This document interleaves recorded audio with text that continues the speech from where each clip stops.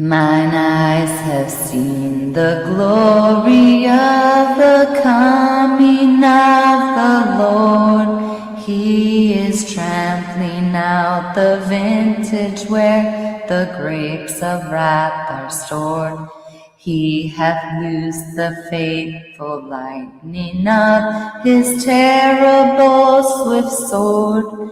His truth is marching on. My name is Amanda Joan Quimper. I've had prophetic dreams, angelic encounters, revelations, and a vision from God to bring awareness to modern moral issues. I want to share my creative arts, poetry, experiences, and stories with you. God is abundantly above and beyond what we could have asked or even imagined. And the most important truth that exists is love.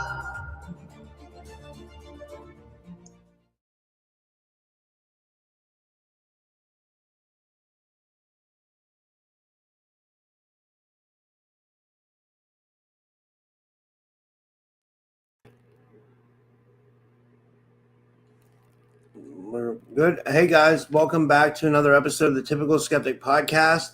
I got my good friend Amanda Joan of Heart with me here today, and her friend's also with us, Janelle, and they're going to get into their experiences, and I'll even get into my experience inside the opiate epidemic. You know, I've been pretty open about it. I've had, issues with addiction, and it's going to be a really good show. So with all that said, I'd like to welcome Amanda back to the show. Amanda, thanks so much for coming back on. How's it going? Good. Thank you so much for doing this with me today. We've been talking about it for a long time. Yeah, I think it's gonna be a really good show. And then we're gonna get like the audience involved too. Like, you guys can share your story. I don't know what we'll do yet. We'll bring people on, or we'll figure some way out to get people involved. And you guys can share your story about, if you've had issues with opiates and your whole, and how this has honestly been done to us is like it's like a psyop, Yeah, absolutely. It's a psyop. Yeah. But so where did this all start with you, Amanda? My story, a lot of it is on my website. I have a documentary called Amanda Joan of Heart, and I go deep into what happened in my addiction to drugs and stuff. I really don't want to go that deep today. I've told those stories many times. I could tell a few that I might not have on there, but I just trying to keep it light today, and not so dark, I guess, because I'm trying to raise the vibration of the planet now. But yeah, I started documenting. I had a vision from God to help traffic victims many years ago, and it was after I had got off of opiates. I was doing opiates, Oxycontin at the time, and my third time getting off of opiates, I was shown a full-out vision from God of my purpose to do a television show helping women transition out of sex trafficking. And so that inspired all of the work I've done, all on my website at awakenandunite.com, TV with Purpose. I started documenting the heroin epidemic because it went hand in hand with sex trafficking. So that was my first documentary I ever made, and it was massive. It took me 3 years of filming, and it took me almost 2 years to edit it. It was this was the last documentary that I finished last because it took me a lot of time. I did over 50 events on the heroin and opiate epidemic. I filmed all over, the country, marches, rallies, just trying to get answers, solutions. And I made this massive 37-part documentary. My goal is to try to get it into jails and rehabs nationwide one day. It is in the hands of some very big networks right now, and they are supposedly looking at it. So I'm trying to get that off the ground. I'm looking to seek distribution for that. If anybody has any recommendations or connections, I would greatly appreciate it. Please reach out to me at awakeningunite.com to try to get this out there so it can help start saving lives, so just shares many different from addicts, recovering addicts to, mothers and grandmothers and grandfathers and sisters and brothers that have lost their loved ones, and, their perspectives on it, and just how they got, a lot of the addicts, how they got sober. So just trying to use it as a tool. We need more resources for this. We need more outlets for this, I think. Right now we have, in most states across the country, we have church and we have, AA, or the steps that we use to help us. But I think there needs to be more resources, more outlets to help these people as well. There is no cookie cutter way, in my opinion. There's many ways to, get better, and, each person's journey is going to be different, and we don't want to be judging other people's walks in life on this. We want to be supportive and shatter the stigma. There's a lot of stigma with this, epidemic that we've had for years on end, which is now I'm hearing coming to hopefully a halt. But I guess from like the borders being closed and stuff like that, there's statistics now that it has really took a dive. So that's good. Lives are being saved right now. And I pray that keeps continuing to happen, that we keep moving forward and helping people out of these trenches, because it's really hard. It's like digging a hole and you can't get out. It's a rough place to be, it's not easy. And, these people just want to feel better. Everybody wants to feel better. And a lot of us are out of alignment with the food we're eating and not taking care of ourselves, not getting outside in nature, not, connecting with each other. And we just, we try to numb our feelings with these things. And, it's not a real solution. The real solution is, awakening, getting to know who you are, your mission, your purpose, why you're here, and walking that out. Some of it's overwhelming. Some of us have some really big purposes, and that, the enemy, or whatever you want to call that, those other dark forces don't want you living out your purpose. So they're going to try to slow you down. But, there is ways out of this, and just keep looking and finding your way out of it if you're struggling in addiction right now, and keep one day at a time. It is one day at a time. You got to get through that day without it. It's not easy, but it will get better and better and better and better, and then you're going to create amazing timelines of amazing new things. And good place to I just be. wanted to say shout out to Lady Wolf in the YouTube chat. She says, great job, much appreciated. It's been terrible. Fentanyl is a nightmare. That's what killed those that I knew. Yeah, that's the big problem here. It seems to be like universal that fentanyl is the major, killer of all this. First it was heroin, then it was fentanyl. You know what I mean? And a lot of people say that was from the Iraq war, that we went over there to control the opiate poppy fields and stuff like that. And then when we lost those poppy fields, that's when fentanyl came in big, But I mean, I don't know if that's what it is, but I just know it's a major killer for sure, and it definitely needs, we definitely need to, get a grip on what's going on. It's literally life or death, and it's crazy. When people who are addicted to this stuff, majorly, they don't care. They don't think about their life being on the line. They'll just do the fentanyl because it's a fix. You know what I mean? That's the sad part, that people are willing to literally risk their lives to not be sick, And that's what it is most times. It's not even to get high. It's just to not be sick, right? Yeah. Playing Russian roulette, though, you know, it's carfentanil now, which is a thousand times harder than fentanyl. And even fentanyl in this, you know, even heroin, you know, it was like they took it, this is all done by design, in my opinion. What I experienced, you know, everybody was snorting the Oxycontins and stuff, and that was a cool thing to do or whatever at the time. It was like I had moved away, moved home, and all my friends, like over the 2 years I was gone, were totally screwed up on this stuff. And then they took those pills and then they made them unsnortable to where they would gel up in your nose and you wouldn't be able to snort them. And so that's when everybody shifted over and started shooting up because they wanted to be able to get their high the same way.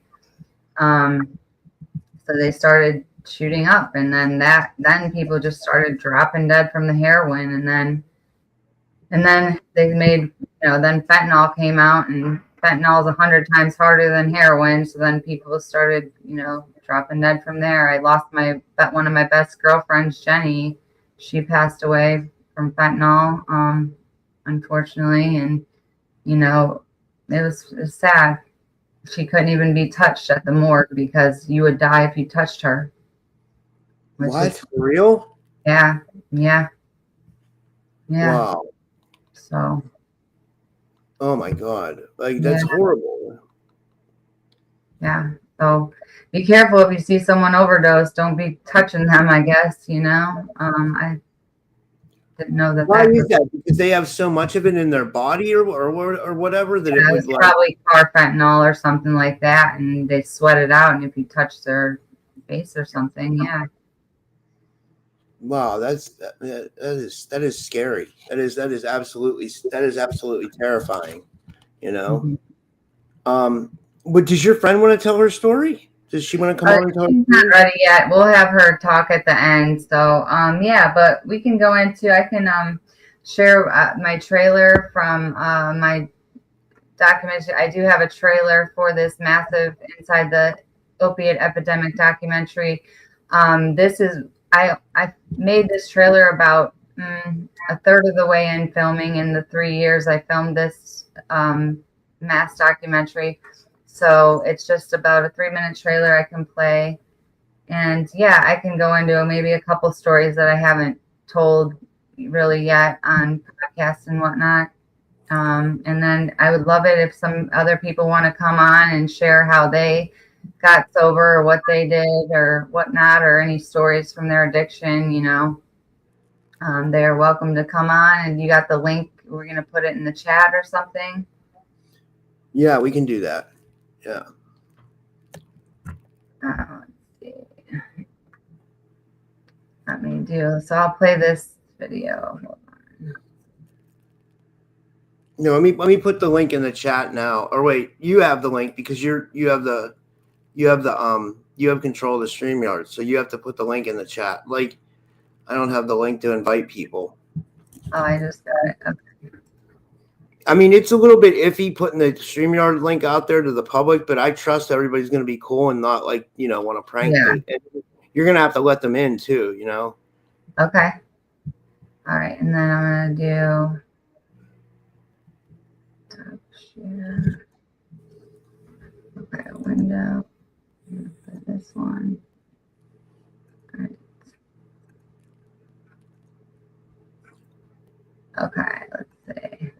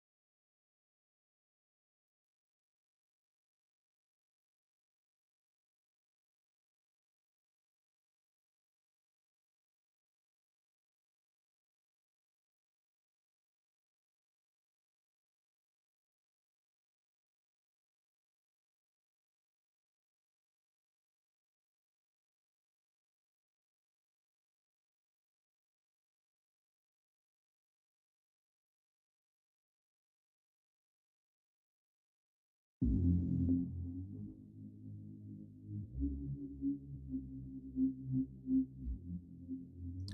is never quit.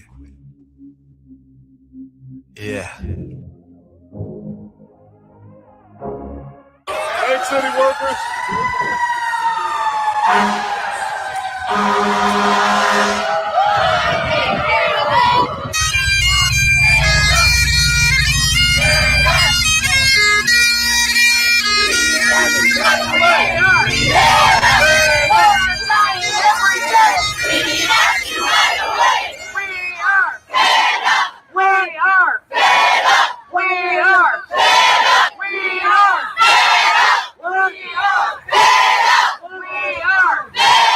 Terrorists were going through this country. I'm saving you, just know you're saving me too. This ain't for the radio, this ain't for the club, this is for you. You showing love, this ain't for the labels, this ain't for the price, this is for the fight. They never giving up your life, and you can't keep me down, no matter what they say. Tomorrow gonna be better, just don't give up today. So it's up to you, is you gon' sink or you gon' swim, cause I was dead on arrival from a heroin overdose on the day of my 17th birthday. I'm Tim Ryan, grateful recovering alcoholic and drug addict, and I am a recovering heroin addict. My name's Leisha Kataya, aka Mama Duke. At the end of the Hope Over Heroin, it's an emotional response. We invite people to give their hearts to Jesus. A mom's worst nightmare is that phone call, which I hoped would never come, but it did. As I performed that 2.5-minute song, there was a mother out there that buried her son, and there was a mother out there that buried her daughter. Whether I talk behind the podium or speak behind the mic, there's purpose in my rap, gave me meaning to my life, and I'm as honest as I am because there's freedom when I write. Stupid, plain as heat, not a thing in his team, and it's left for me.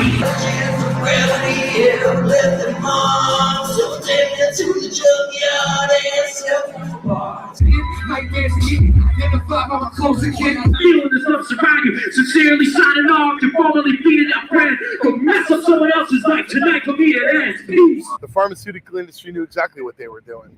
And they created this pandemic. This is pharma-driven. Systems are designed to create havoc and destruction. They're not designed to create health and healing. So we have a problem, America.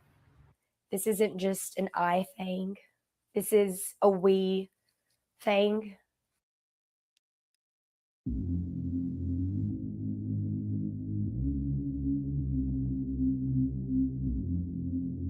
Win is never quit.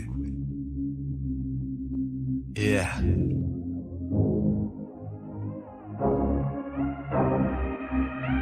Yeah. My mic on?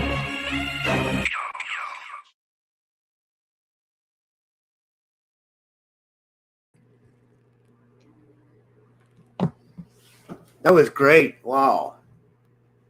That was really powerful. Thank you. Yeah, it was a lot of work. That was a big thing I took on. I don't even know. Crazy. Yeah. But, yeah. So some other stories I thought about telling. I know this insanity of addiction, it's crazy, the things that will just bring you right back there. I remember I woke up on Easter Sunday, basically retarded. My whole neurological system quit working. I had been messing around with drugs for a couple of days straight at the time, and my neurological system just quit working, and my jaw was going sideways. My face was I started grinding my teeth. I couldn't control it. It was I had to call my family and on Easter Sunday, and they had to look at me all messed up. They're like, "What did you do?"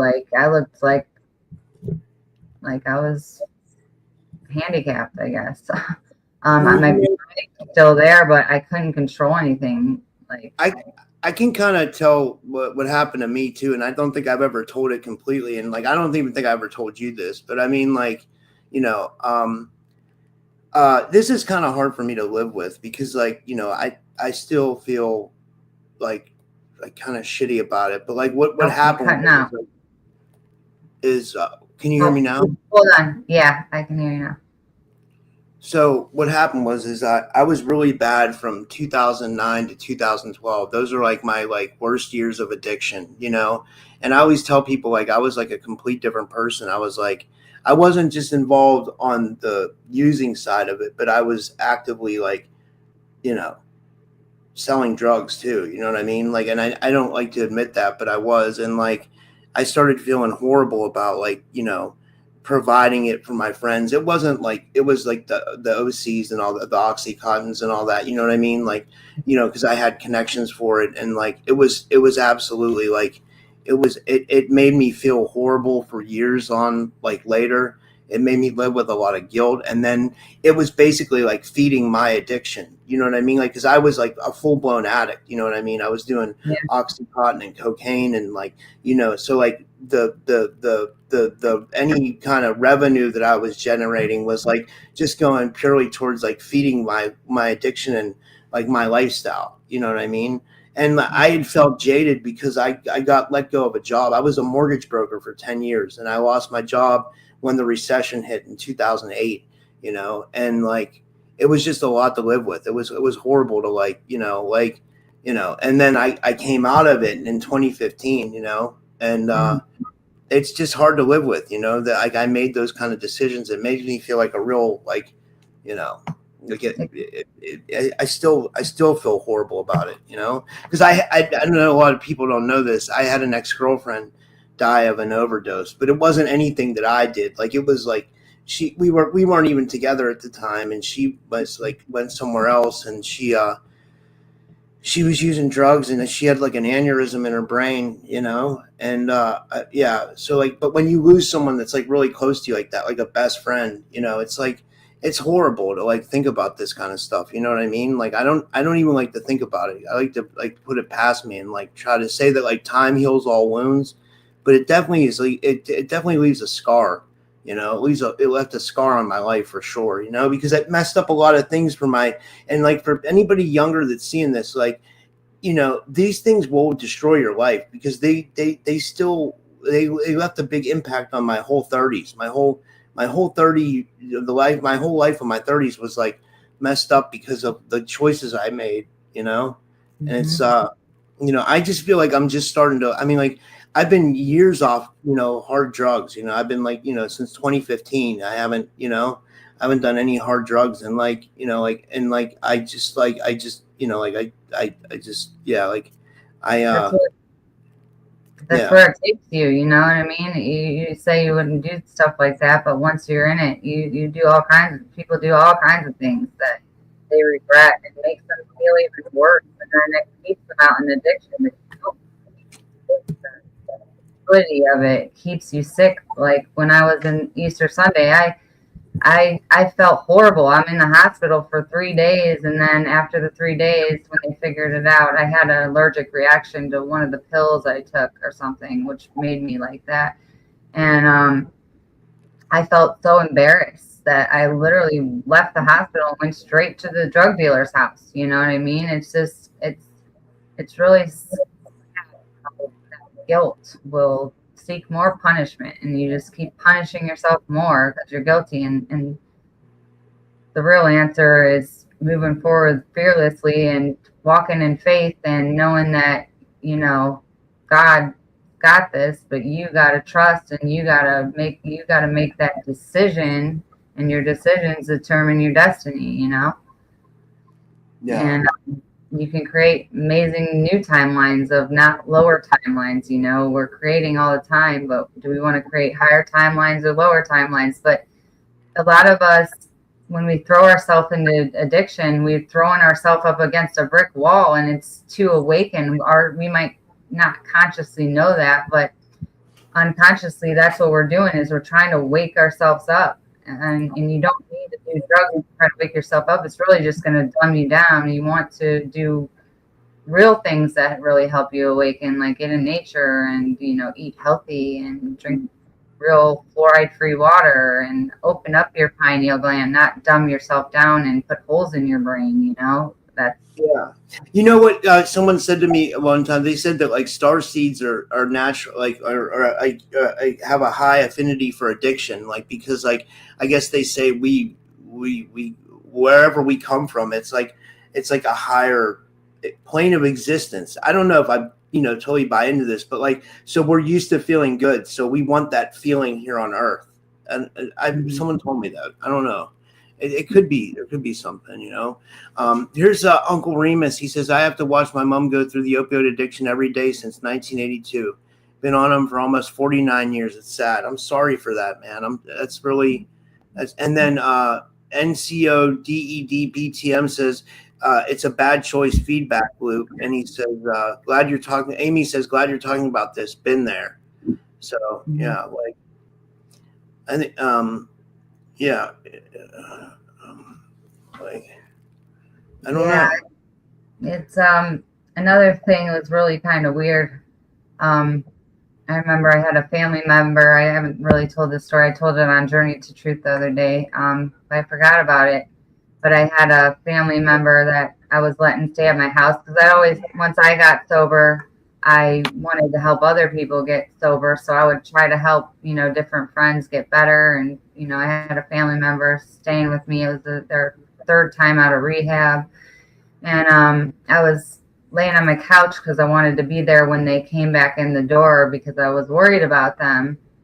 And when I was laying on my couch and my whole body started elevating to the ceiling. And I was like I could open up my eyes and my hands were like on my chest or whatever, like in, like this. You were levitating? I did it 3 times. I kept going up to the ceiling. And when I get to the ceiling, I'm thinking, am I dying? What's going on? Why am I levitating to the ceiling? And I could, I was looking at the ceiling. I was touching the ceiling. I could move my hands, but the rest of my body was like in sleep paralysis or whatever. And it did that 3 times. And then when the third time, when I came back down, I like finally broke out of it and got up and was like, what the heck? I stood on my couch and I felt my ceiling and I was like, yep, that's exactly what I was just feeling. And I'm like, what's up there? And so I went upstairs to the bedroom that was like up there, above that ceiling where I was rubbing. And my friend who I was trying to help, family member, was up there messed up on drugs, like really bad.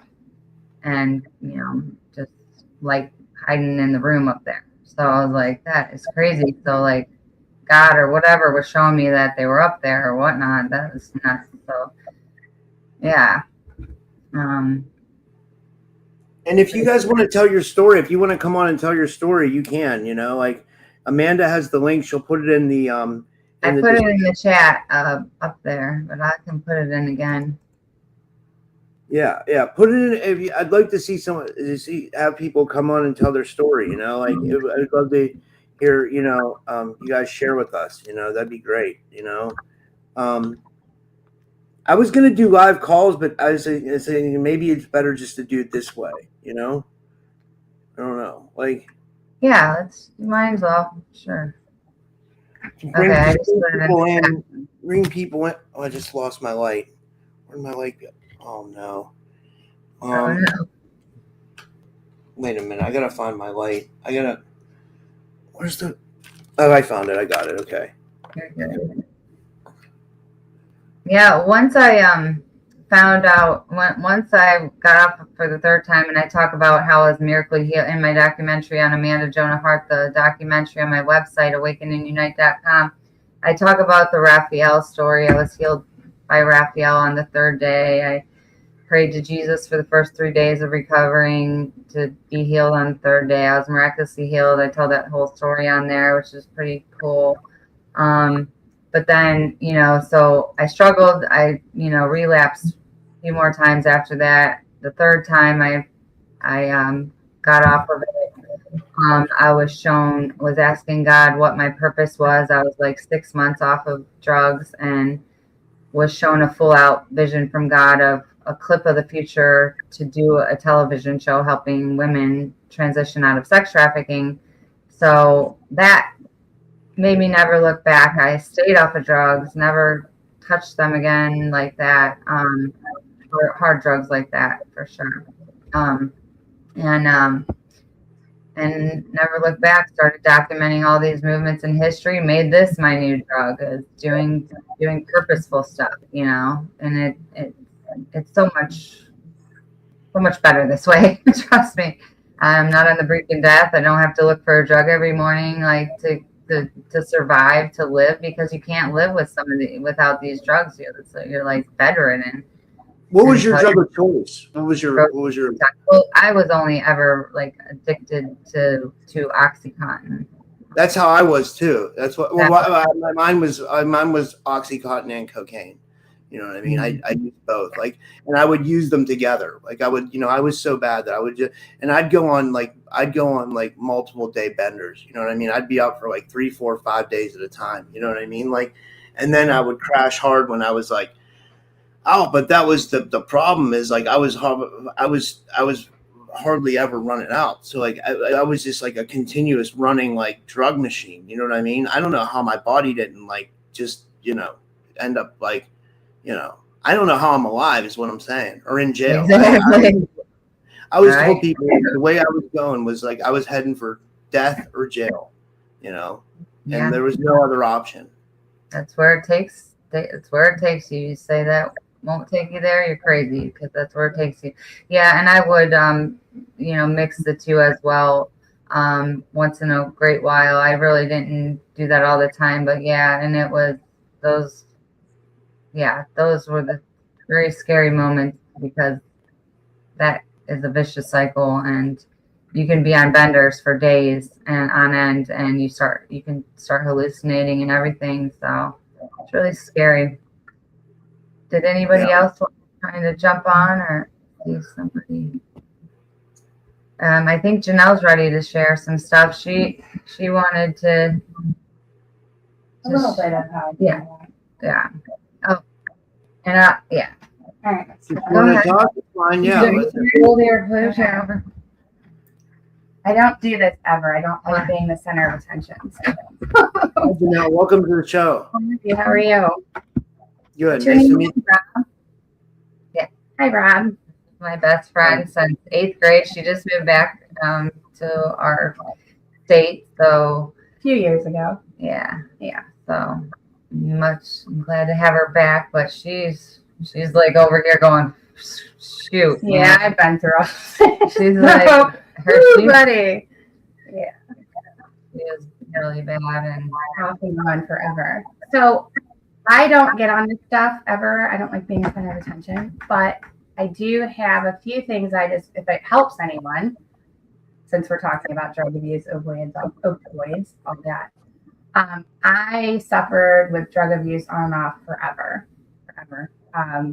And had really bad trauma. I'm still going through that. And I know I told Mandy I wanted to come on because I just went through some crazy breakthrough in the past 2 weeks. So it's very fresh. I feel very calm. I just don't want to overwhelm my nervous system right now. So I won't share a lot about personal stuff, but just how I view some things with drug abuse that might help someone. I wish I had, everyone's just looking for someone that feels how they feel and overcame it. So that's how my brain works, so they can figure it out. So I grew up as in trauma for the first 11 years of my life, serious PTSD trauma, holy crap. So then I was with a mom who was schizophrenic, basically. Then I moved into my father's home, who is a normal life. And we go to school. I meet Mandy. And I'm going to be normal now. I have Abercrombie. I had no clue. I mean, I came from nothing. Didn't even know where your food was coming from. But I'm wearing Abercrombie and Fitch to school. So I didn't know what was going on. So I'm okay, I have this new life. I'm a teenager. I'm finding myself. But it always felt different than other people since I was young. And like I said, I'm putting all this together because I actually come from an inventing family. We invented the revolving door. So I'm like my father. He just passed away recently. Our brains like to problem solve. So a lot of stuff. I'll write a book one day. But anyway, so I'm going to junior high school and I'm starting to have like sensory issues. Loud, when I walk down the hall at school, things were really loud. I always knew I felt music different than other people, or I felt that way. But a lot of loud sensory issues. I always kind of walked funny. Long story short, I just found out this past week that I have some Elmhounder Dawes. I don't even know how to pronounce it yet. It causes all these issues with your body, chronic pain, all this stuff, sensory issues from your vestibular or whatever you call it. I don't know how to pronounce it. Thing in your ear, which causes things to be louder in social areas. You're more sensitive. So this whole time I had this underlying like disorder. It's a mutation in my gene. I thought I'm losing my brains. And then I thought I'm turning schizophrenic like my mother. So you have this kid who has this neurological craziness, and I'm ADHD, as you probably can tell, because I'm off the medicine now. My brain goes very fast. So all this shit's happening in my brain, and I'm like, kids like me though, because I'm attractive, and I notice things. I'm a deep thinker. I'm like one of those people who put all the clues together. So I'm like going through school, trying to be normal, playing basketball. No wonder I couldn't do a layup, because I guess with this disease I have, you can't put your brain to your feet. But I was a great shooter in basketball. So like I have all these cool things I can do, but something's wrong in my brain. So I'm trying to like go through life, and all I wanted to do was be calm. And my nervous system, from trauma and from having a disease, or it's not a disease, a mutation or whatever, is all whacked out. And I have ADHD, and I have this genius brain I got from my dad. I'm supposed to invent something. So I have all this happening. I'm just in this little girl body trying to make it through life. I found her, thank God. But one thing I do want to say, you were talking about this like star people or whatever. You said something. I caught that. Star seeds. Those star seeds that we come from like a higher plane of existence. And like when we come to Earth, we're not used to being like on the third dimensional plane. So yeah, there's something on that, because my little brain's been studying now that's working. And I'm studying quantum physics and weird shit, which I should have done. I went through a lot of drug problems trying to feel normal, trying to feel calm. And I wasn't the kid that did drugs. I was the basketball player. She was my buddy. I would take classes just to hang out with them, because I was the big nerd geek that's brain worked really smart. Take classes and like I just wanted to be normal with my buddies. You know what I mean? I didn't want to be the kid that was smart, but I knew my brain worked different. But with that was sensory stuff that I didn't realize was happening. So, but you're talking about another time when I whatever you were saying, you the dimension, whatever, I think you're right on. And I don't believe anything. I thought all this stuff was crazy. Okay. I was the friend, like, what are you doing on there? What are you doing? It's so great that she's not crazy, you guys. Okay.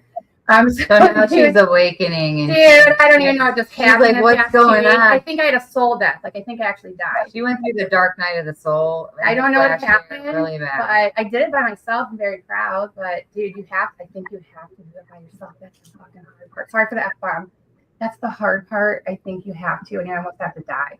So anyway, like, sorry guys, but it's awesome though on the other end. So basically, I don't want to take up everyone's time. I'll put this out one day, but I went through high school with all this neurological issues with the trauma. Okay, so trying to act normal, and I knew something's wrong. Like, so my brain, being a deep thinker, there's always a way. Okay, so that was a hard thing. I had my best friend who thought like me. He passed away 3 years ago. I had an issue with that because he got Parkinson's. Within 3 years was gone, and this was someone who thought, the only person who thought like me, I thought, and felt like me. So like my one constant in my life was gone. So then I'm like, oh God, I'm all alone now, you know? So, but you really have, like, I don't know, I just trailed off of that one. But my brain trails off. It's still coming back to normal. I just stopped Lexapro that I was on for 20 years. So fast forward after high school, I'll slow it up because it's going to be a lot. Got on Lexapro at 20. I'm holding down normal jobs. I want to go to school. I wasn't going to get them. I did dance. People are going to find this out. Oh God. So I didn't want to do anything like that. I was smart. I was supposed to go to college. So I go to, I'm working this job. I'm trying to work it, and I'm going in. Everything's loud all the time. My brain's on fire. I don't know how to like focus. So I quit, or I got fired, or something happened, and then I felt worse about myself. So what I want to say in all of that, I got on Lexapro at 20 because I was like, what is everything getting loud all the time? And they're like, it's anxiety. So they put me on anxiety medicine. I was on this till last week for the past however many years because I thought that's what I needed. You know, it did help. It calmed down the nervous system where I could function, but it took away all my talents and all my skills and everything. So that's a healing thing for me I'm going through. So what I'm getting at with all that is I think there's a lot of people that, like, I had a traumatic childhood, but the person in me that wanted to fight for life, like, was ready to go to college. I even paid for my first 2 years of college myself, living in my little apartment in Parma. Like, I knew I could change, like, do something. But because of the neurological issues I have that I didn't understand, thought something was wrong with me. So I was trying to do drugs because when I remember the first time I took a Percocet, I was like, I don't feel like that. Oh my gosh, it's gone.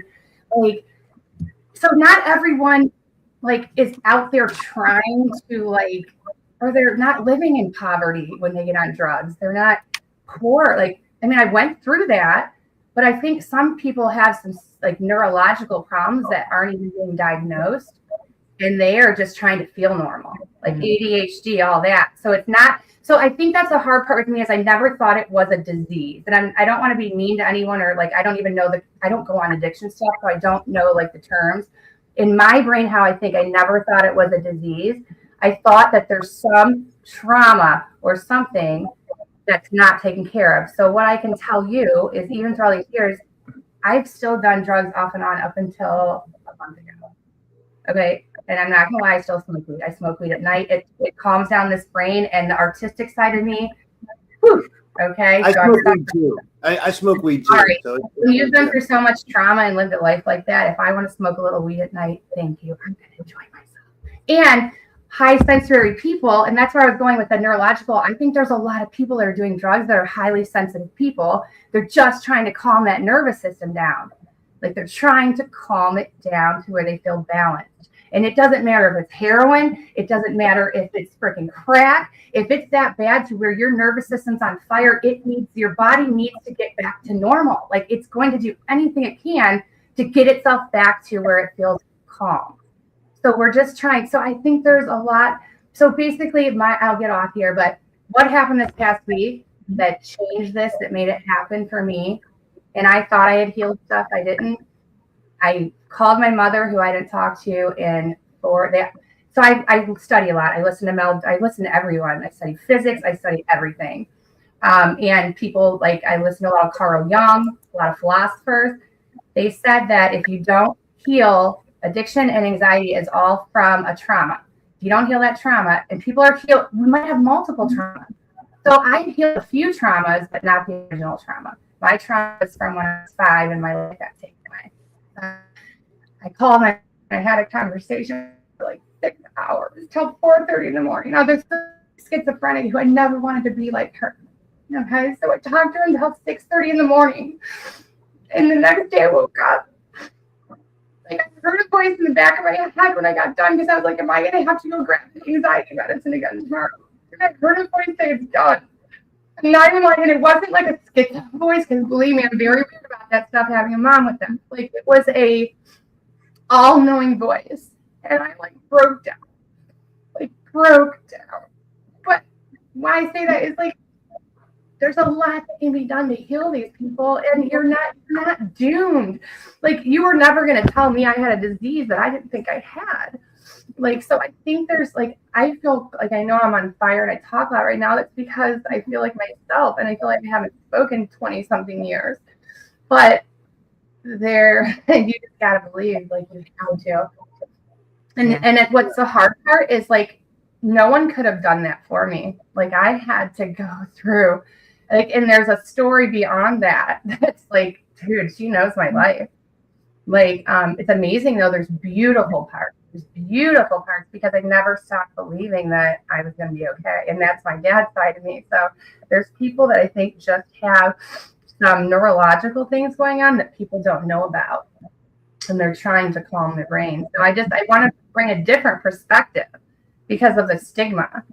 And like people see me out. I mean, I work hard. I fix my own car. Like it's crazy the shit the brain can do.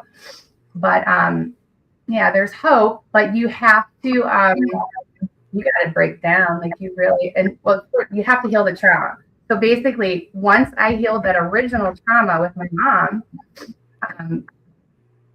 it was crazy. I feel normal. Like I know I'm not to always be nuts, but I can sing. Dude, I always loved singing people and been around all these guys that sang and play guitar. You know, I was the one who was supposed to be singing because you mirror things that you're supposed to be doing. So it's just when you start looking at like life as the observer, and there's so much. I just anyone that has issues with their nervous system, EDMR therapy. About 4 months ago, this started it all. I started playing EDMR beats in my house every morning, and I had noticed that when I'm a metal person, loud, crazy music was playing, my brain could focus. That's a lot of ADHD. So I don't think it's a disease. That's just me. I think there's a trauma that needs healed or a nervous system needs calmed down. I don't think you're stuck forever. And I think meetings and stuff help people. Everything's different. Everyone has it different. But there's a different group of I don't want to group people, but there's a different reason people got on it that you might not even know, or people walking around like me who you would never think. So, I did Suboxone for a couple I tried 6 months before I got it. There was a question in the chat, Amanda. My friend Dan's in the chat. He wanted to know, he said, what's your opinion on how to get off of Suboxone or benzos? How would you say for people? I got off benzos. I was on Klonopin for 20 years. 20 years, 4 1 milligram tablets a day. Can you imagine that? Holy 4 shit. 1 milligrams in Florida. I was all day long if I was taking I was drinking coffee. My son was, this is what Florida was real great. That's what started my pill journey because I lived down there and I have back pain from $1,100, so they stuck me on drugs. So that's what I'm saying. People have so many things happening. Like it's the same, in my opinion, like trying to get off Suboxone. No. It's like the same thing, like one day at a time. No, you didn't go off benzos. Okay, benzos. No, I was talking about Suboxone. Oh. Well, he asked about he asked about Suboxone and benzos, so maybe Amanda could talk about the Suboxone. Yeah, do the Suboxone. You can talk about the benzos. Yeah, Suboxone just one day at a time. I had to ask my friend to basically babysit me and just hang out with me every day when he would get off of work. I had like one friend. He's the reason why I'm sober today, because he listened to me and he came over and he was a friend to me because I told him I had no friends that weren't on drugs really to hang out with that I could look forward to hanging out with. And he basically babysat me and came over every day. So I had something to look forward to, to get through the day without using drugs. And we do normal stuff together, but for the first, 3 to, days to a week are the worst. And I just didn't do anything. I had it planned to where I'm going to get off of this. I'm going to sit home, and if I have to watch TV all day long every day or whatever, I did say, I would say, I can do all things through Christ who gives me strength. I would say that like a million times a day. Every second I would start thinking negative thoughts or whatever. I can do all things through Christ who gives me strength. And I just kept repeating that affirmation or Bible verse. And that I think helped me. Something like that, speaking over it. Let me ask you a question. Did you taper? Did you making that decision? You know how like they give you did you like take? Did you taper? You know how they give you strips? Like, did you take like lower pieces of the strip? You like take like nothing? Is that how you do it?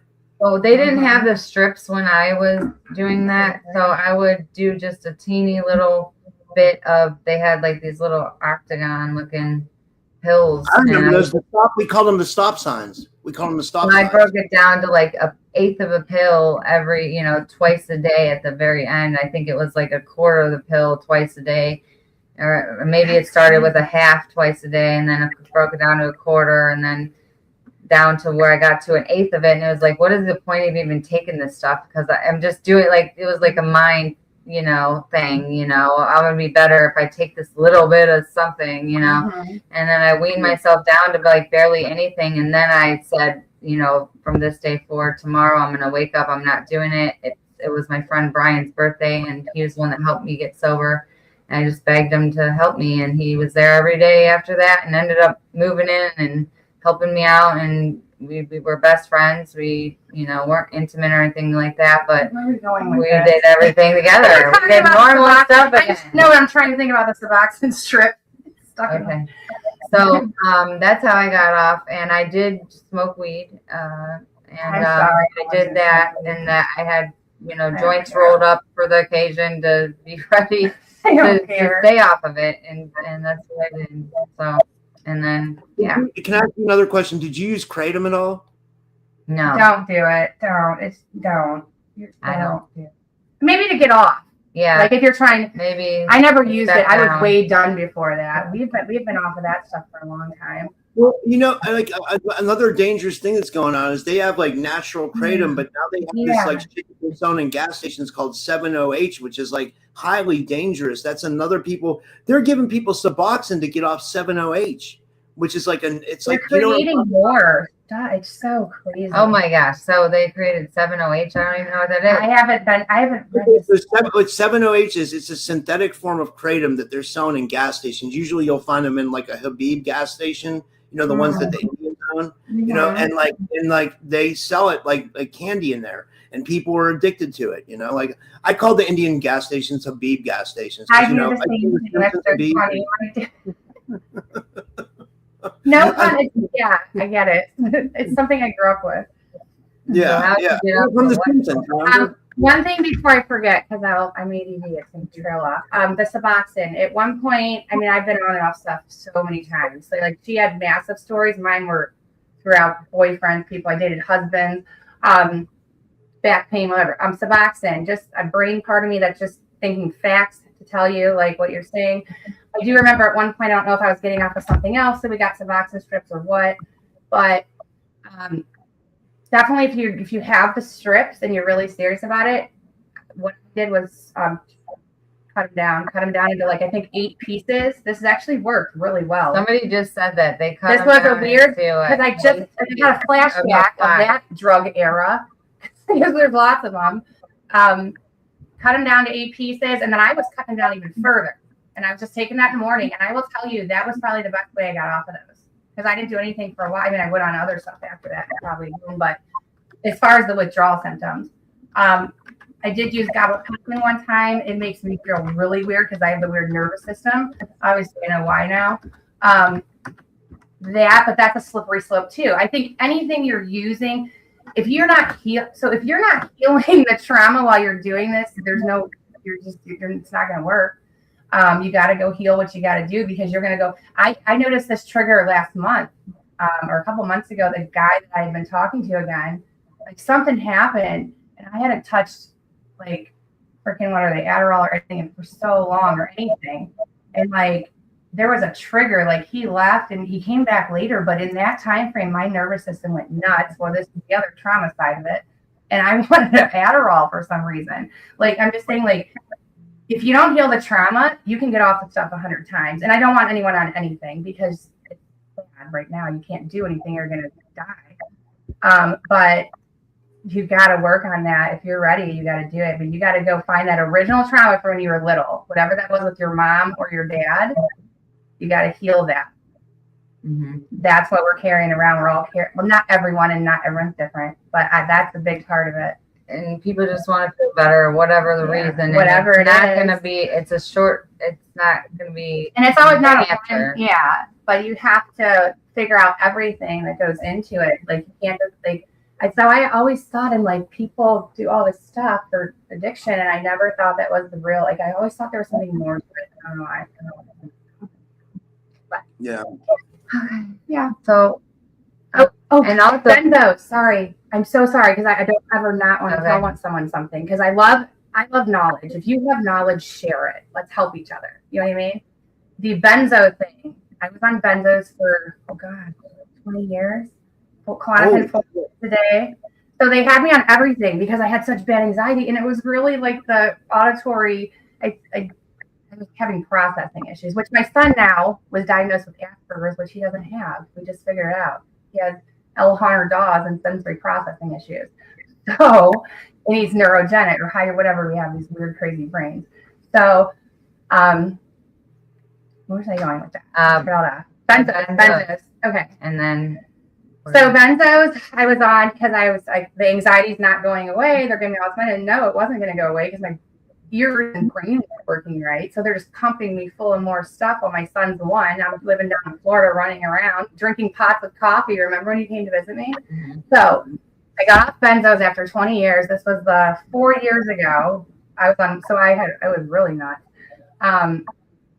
One day I was just like, I don't want to take these anymore. I just knew it wasn't right. Like I get to points in my life where I just know I'm done with something. And I know not everyone can do that, but it's just my dad part of me. I don't know why. I'm like, okay, done. I don't know what it is. I have no idea. Maybe it's a moral thing. I'll have to think about. So the benzo thing, I cut them down. I weaned them down. That was hard. I recommend taking a week off work and having your best friend over and trying to, because you're just going to feel weird because that's a real hard, from someone who's taken a lot of psychiatric drugs and really hyper aware of their brain and how it feels and time and space and everything. I would get lots of cozy blankets, take a week off work, get your favorite person and snuggle and watch TV because you're just going to go, it's not anything crazy like opioid withdrawal. You're not going to feel like the physical symptoms as much. It's more mental. You're going to feel like weird. So if you try to go shopping or do anything, your time, space, orientation, everything is going to be really off. You're going to get a lot of anxiety. So I recommend just staying at home until your brain calms out. You might get a little nausea or something, but it's a mental thing. Yeah, it's promising now. I mean, they're one of my sponsors, like the Amanita mushrooms, like, because they say the Amanita mushrooms, like they can affect like the GABA receptors in your brain. And that's what benzos work off of. Yeah. So like, I use this stuff here. This is like a kava and Amanita spray. You spray a couple sprays underneath your tongue, and this like affects directly the GABA receptors in your brain. Like, and a lot of people are using this. I can't give medical advice. So guys, like, yeah, I know. I get it. I'm not giving medical advice for YouTube. I don't want them to take the video down, but all I'm saying is like, people should look into this Amanita mushrooms. And the company I use is Amanitas, and the the code is 16 Skeptics. Yeah, you can use that, and yeah, I'm just shameless plug, Yeah, no, that's awesome because I see people in the chat saying over here it takes 1 to 2 years just to get your brain back to normal with getting off of Suboxones, and I know just getting off of them, I know I couldn't go to the bathroom right for at least 2 months probably. So I can't imagine what your brain goes through too, I think, it did take years for me to get my real happiness back, and something happened, years later, I was happy, but you know what I mean, to being really happy, I think took quite a few years. Can I say one more thing? There's also a guy in the audience. His name's Barefoot Sungazer. He says Ibogaine is a legitimate cure for opiate addiction. It's a total miracle. Studies and research coming out right now. And that you got to go to Mexico to get an Ibogaine treatment. Like, because obviously they don't have it here in America. Because you know why? Because Big Pharma makes too much money off of all of us here in America. So, like, it's the same reason why people probably aren't being arrested for the Epstein files.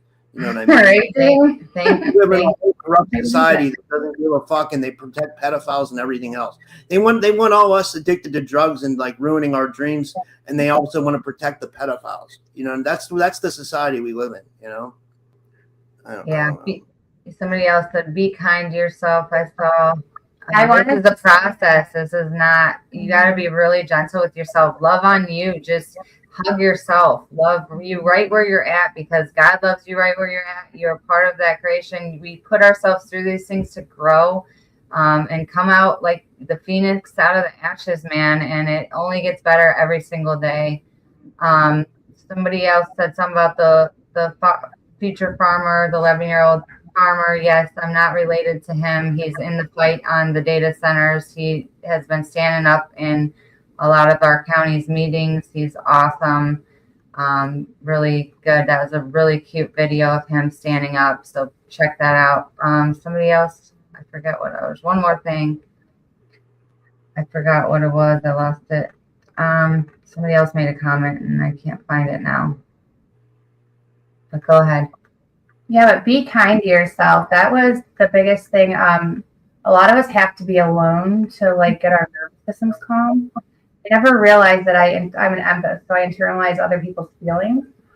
So every time I was dating someone, I just became them. Because, well, I love, but I internalized everything so much that I couldn't even be myself anymore. You know what I mean? So, this past couple months, I was by myself for a while. And I think being alone, and the whole thing with regulating your nervous system, like they were saying, be calm to yourself. Like self-care, self-love. I know it's hard when you're going through rough stuff. It's so hard. Like when you're down, gosh, and when your brain chemistry is all out of whack. Is off, and you're just trying to survive. Basically, that's my whole life is surviving somehow. Yeah, and you know what? It's going to be hard for a lot of people. Is a lot of people have to work full time. I mean, like they, you know, that was me. That was me. How do they stop like working or stop doing what they're doing to get off? And you say I need help because I never did. I was the tough girl who did it all herself. So I was still a mom and I still worked. You know, and my ex-husband went to rehab. I didn't. So like a lot of us have that tough thing where they're just not going to fail. You know, like so. I wish I would have. I don't know. But my stories, it's all for a reason. So I'm not going to say I wish I would have done anything. I wouldn't change my life for a minute. I'm so grateful in all this fucking chaos. Sorry for the F-bomb. I'm so grateful. So your story will inspire others. You'll get there. Yeah. Prayers. Also prayers. She just mentioned that was the one last thing I definitely need to touch on for sure, I think. Faith without works is dead. You got to walk in faith and just, it's one step at a time. That's 1 minute. That's 1 second. That's 1 day. And you got to get through it without the drug. And it's just walking in that faith. And I know one of my loved ones was addicted and this really bad place, family member. And he and another family member and I all said a prayer together. And that prayer, I think, saved his life. He went straight to rehab after that prayer and stayed sober, I think, for a stretch of 4 years after just that prayer. So, and yeah. Yeah. Just a couple more. We had there was a couple of there was one more super chat. My friend Dan's in the chat. He says depression is a result of past regrets, anxieties, worry about the future. Yeah, I would agree with that. You know, like I mean, I think it goes deeper than that too. You know, but I mean, we'll have to do a part 2 to this. We'll have to do a part 2. I think this kind of like this really went far with a lot of people. A lot of people resonated with this. You know, so just want to feel normal. That's there is no normal. You don't ever want to be normal people. You want to be the raw, authentic, beautiful self you are. I think we're trying to fit into a world that wears masks and we don't fit. The only difference is indifference. You know? I think there's a lot of people that are on drugs. I see it in their eyes. I can pick people out. We're highly sensitive people and we don't know how to calm our nervous systems. Not everybody, but that's my take. So if that helps anyone, go get some EDMR beats. It's on YouTube. I know it sounds weird. It's like boom, boom. My kids laugh at me. My mom, why's your weird music on? I promise it will help you. Get out in nature. Go to the water. Walk your dog. Like you need to calm that nervous system. Do little things, gentle things. Maybe get a good dinner. You know. I would drive 8 hours here to see my ex-boyfriend from PA before I moved back, and I always liked chill beats on my Sirius. I didn't know why. The downbeat channel, I would jam, and I'm a rocker. I'm jamming the whole way back to Ohio, just jamming out. And I'd get back, and I felt so good when I got here because the certain sound of those beats was calming my vagus nerve. People look it up. Your vagus nerve, if it's overstimulated, your nervous system's heightened. So if you have any vagus nerve issues, that could be an issue too. So music's huge. So be raw, be weird, but just. It's not just something like you're not flawed. Like there's a way. Hope for everyone. And just the guy Barefoot Sungazer said he wanted to be a guest on the show. That's for sure, dude. You can just email me and like we'll set something up. If you want to do it, just email me. It's typicalskeptic1@gmail.com and I'll have you on for sure. Yeah. Like does he want to come on now? I think it was. I think he said. Put him on the He said, spot. "I'd love to be a guest on your show someday and share my story." I think when we have more time, because I don't have enough time today. But I mean, like we could do it. Don't you? You said you have to be somewhere at 5 anyway, right? Yeah, I gotta We have to go to dinner. Yeah, well, I have to leave. I have to be done with this for sure by 5. So. Yeah. Well, we'll finish now, and then we'll do a part 2. We can even have your friend back on too if you want. Yeah, and I did drink 4 Monsters today, so they're sugar-free. I don't recommend putting sugar in your body. There's a whole other thing on health. Stop putting crap in your body. This also helps. I'm guilty. I drink these Starbucks like iced energy drink. These are really good. If you like energy, Is there sugar in that? This is really I don't good. do Starbucks. I'm not bougie. This is I'm not that you're bougie. I'm messing with you. This is the Three Amigos. Three Amigos since we were 12. We met. Yes. Wow, that's really cool. You guys are so friends. Whatever you said about the star thing, that's why I can pick it. I can see this in people's eyes. I can see if you have something in your eyes. That's being hyper. Well, and the story that they're saying is right. You need to keep sharing. She studies religion, by the way. This is our best friend. She has like a doctorate in religion. So we're like, it's crazy. It's a weird mix we got. All right, she wants a picture, so I'm gonna take a picture of us. Are we doing this on this? Oh, we're on the show? Embarrassing. Dude. That's my friend Patty. Patty We is love awesome. Well, I'm overhearing the conversation, and I do just want to step in to say that when you're getting off of, illicit drugs or prescribed medication and walking that journey, it's really important to do it with company. Mm-hmm.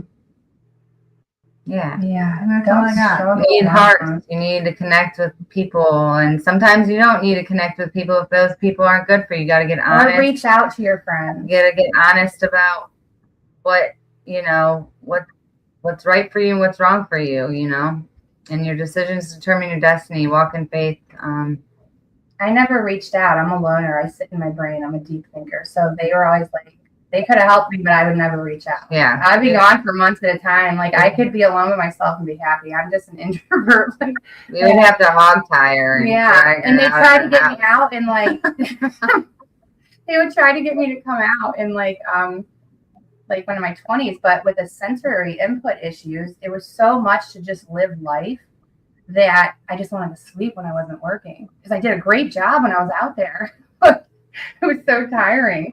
So like a lot of people are going through stuff you don't know, like you're just trying to make it, Like, reach out if you have a friend that's like never coming out. There's probably some sensory issues going on, so just make sure they're okay. Okay. Okay.